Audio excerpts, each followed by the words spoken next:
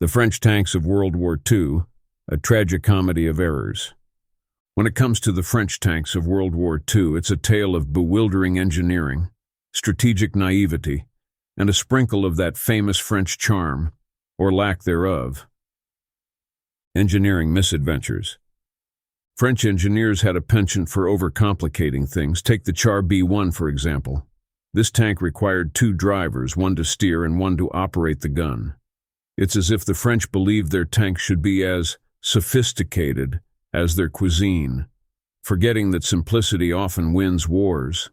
The Hotchkiss H-35 was another marvel of inefficiency, featuring a cramped interior that even a contortionist would find challenging.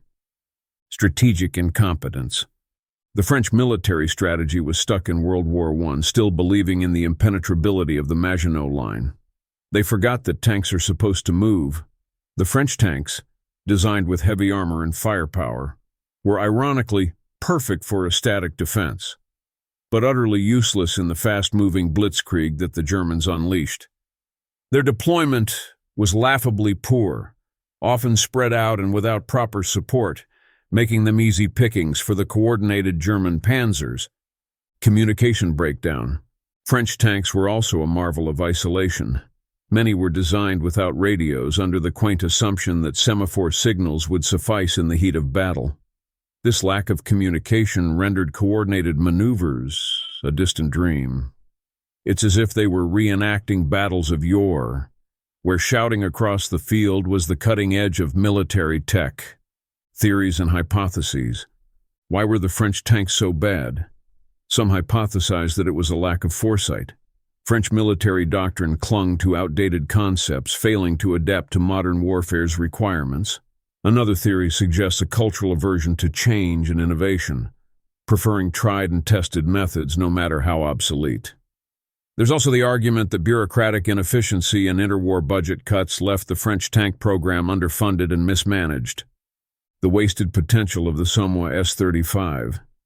Ironically, the French had one tank that could have been a game-changer, the Somme S-35. This tank was arguably one of the best of its time, with superior armor and firepower compared to its German counterparts. The S-35 had a 47mm cannon and thick armor that made it more than a match for the Panzer III. However, poor strategic deployment, lack of radios, and inadequate maintenance meant its potential was squandered. Instead of concentrating their superior tanks for decisive action, the French dispersed them piecemeal, negating their advantages. Comparison to counterparts. Char B1 bis, France. Cost around 1.5 million francs, 300,000 Reichsmarks. Somme S-35, France. Cost about 1.2 million francs, 240,000 Reichsmarks. Panzer III, Germany, cost approximately 103,500 Reichsmarks, significantly cheaper and easier to produce. T-34, Soviet, cost about 135,000 Reichsmarks, known for its simplicity and effectiveness.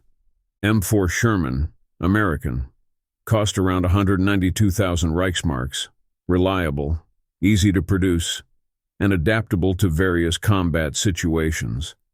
Defeats in battle. During the Battle of France in 1940, the French military had approximately 3,000 tanks at the start of the campaign. Despite having some technically superior tanks, the French forces suffered from poor strategic deployment and coordination.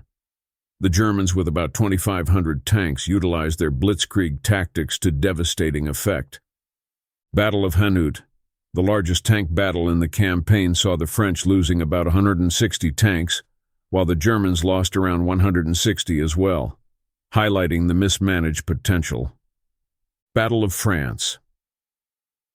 By the end of the campaign, France had lost over 1,800 tanks, with many more captured or abandoned due to mechanical failures and lack of fuel. Survivability. Out of the 3,000 tanks the French started with, only a few hundred survived the campaign. Many were abandoned or destroyed by their own crews to prevent capture. The survivors were either integrated into German forces or scrapped for parts. Improvements needed in communication systems, integrating radios in all tanks to ensure coordinated maneuvers and effective battlefield communication. Strategic deployment, concentrating tank forces to exploit their firepower and armor, rather than dispersing them. Simplified design, reducing over-engineering to improve reliability and ease of maintenance. Training, updating military doctrines and training programs to reflect modern warfare tactics and the importance of mobility. General Patton's observation. As General George S. Patton famously quipped, "I would rather have a German division in front of me than a French one behind me."